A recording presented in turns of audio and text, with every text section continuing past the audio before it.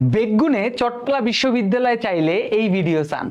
চট্টগ্রামের খুবই সুস্বাদু একটি খাবার কিন্তু মেজবান হলেও তেমনি চট্টগ্রামের একটি প্রাণকেন্দ্র হচ্ছে চট্টগ্রাম বিশ্ববিদ্যালয়।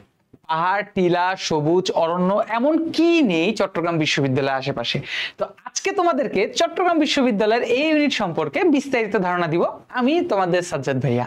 তো চলো, যারা সায়েন্সের স্টুডেন্ট আছো তারা চট্টগ্রাম বিশ্ববিদ্যালয়ের এই ইউনিটে পরীক্ষা দিতে চাইলে কি কি যোগ্যতা অর্জন করতে হবে, পরীক্ষার ধরন কেমন হতে পারে, তোমাদের মেধাক্রম কি রকম ভাবে হতে পারে, কি কি সাবজেক্টের বিষয়ে তোমাদের প্রিপারেশন নিতে হবে, সেই বিষয়গুলো নিয়ে তোমাদের সাথে বিস্তারিত আলোচনা করি।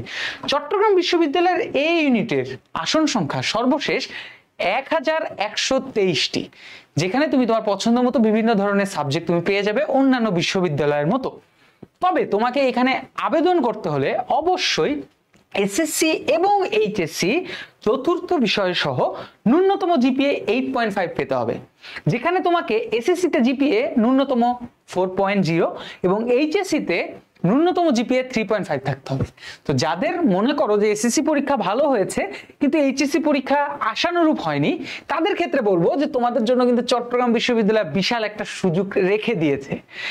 এবং তোমরা যদি বলো যে ভাই এই বিশ্ববিদ্যালয়ে এই ইউনিটে আমি যদি ভর্তি পরীক্ষা দিতে চাই তাহলে এইখানকার প্রশ্নের ধরন কেমন হবে, অ্যাজ ইউজুয়াল সকল বিশ্ববিদ্যালয়ের মতো এইখানেও 100 নম্বরের এমসিকিউ থাকবে, যেখানে সময় থাকবে মাত্র 1 ঘন্টা। এবং এই ক্ষেত্রেও এই বিশ্ববিদ্যালয়ে তুমি ক্যালকুলেটর ইউজ করতে পারবে না। তার মানে হচ্ছে ফিজিক্স কিংবা কেমিস্ট্রি কিংবা ম্যাথ, যেখানেই তোমার ম্যাথ আসুক না কেন তোমাকে হ্যান্ড ক্যালকুলেশনের মাধ্যমে এগুলোর উত্তর করতে হবে। এবার আসো বিষয় এবং প্রশ্ন সংখ্যা। এখানে অনেক বড় একটা ইন্টারেস্টিং বিষয় আছে, যেমন তোমাকে এখানে বাংলায় 10 এবং ইংরেজি থেকে 15টি প্রশ্নের অ্যান্সার করতে হবে। আর পদার্থ, রসায়ন, গণিত এবং জীববিজ্ঞান অর্থাৎ যেটাকে আমরা পিসিএমবি বলি, এই পিসিএমবি থেকে যে কোনো 3টি বিষয় তুমি উত্তর করতে পারবে। তো সচরাচর ক্ষেত্রে আমি নেট ঘাটাঘাটি করে যে জিনিসটি বুঝতে পেরেছি যে যেই সাবজেক্টটি তোমার চতুর্থ বিষয় হিসাবে ছিল সেটা বায়োলজি হতে পারে কিংবা ম্যাথ হতে পারে, তুমি চাইলে সেই সাবজেক্টটি অ্যান্সার নাও করতে পারো। ঠিক আছে?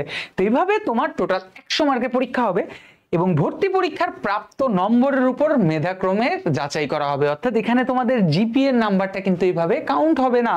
তার মানে তুমি ভর্তি পরীক্ষা যত নাম্বার পাবে মেধাক্রমে তুমি তত বেশি এগিয়ে থাকবে। যদি কোনো কারণবশত 2 বা তার অধিক মানুষের একই রকম ভর্তি পরীক্ষার নাম্বার হয়, সেই ক্ষেত্রে অন্যান্য বিষয় দেখা হবে। ধরে নাও একজন 90 পেয়ে প্রথম হয়েছে, আরেকজন 90 পেয়েছে, এখন দুইজনকে তো আমরা প্রথম দিতে পারবো না। সেই ক্ষেত্রে এসএসসি এইচএসসি রেজাল্ট বা আরো আনুষঙ্গিক কিছু বিষয় দেখে সেই অনুযায়ী মেধাক্রম দেওয়া হবে।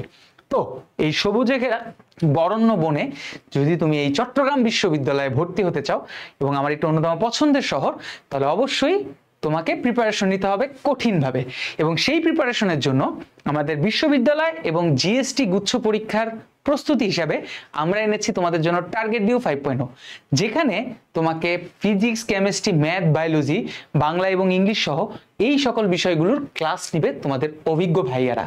তো তোমাদের যেই সাবজেক্টে এখন দুর্বলতা আছে তোমরা দ্রুত যুক্ত হয়ে যাও টার্গেট ডিউ 5.0 তে। ইনশাল্লাহ দেখা হবে চট্টগ্রাম বিশ্ববিদ্যালয়ে।